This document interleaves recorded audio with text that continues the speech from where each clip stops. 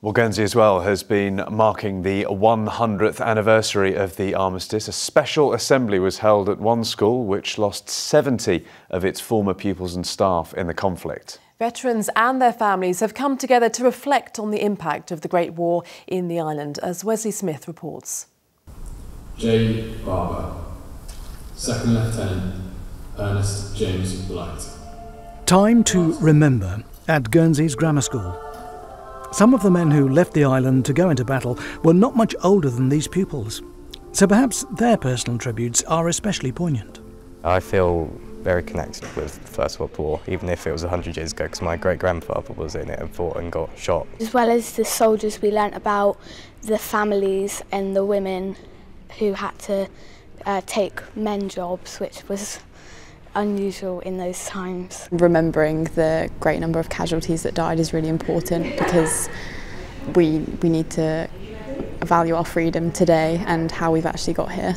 There are poppies and reminders of sacrifice all over the school, and although a century has passed, stories of loss and heartache still resonate.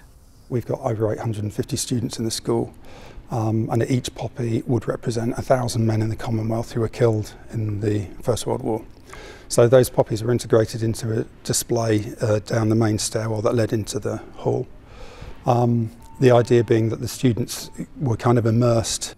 The experiences of the men who fought and the families they left behind are shared at Guernsey's museum.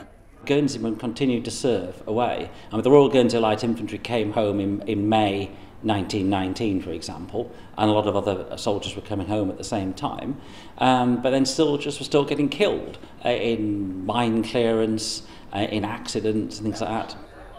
Service families too have been recalling memories and stories of how their relatives served.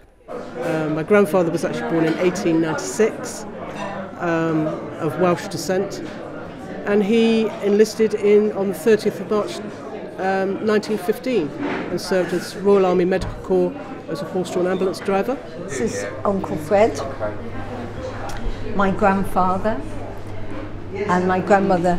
Interesting, that photo was taken, as a lot of families did, before he went to war. We have a photo of him having come back, and he looks a totally different man.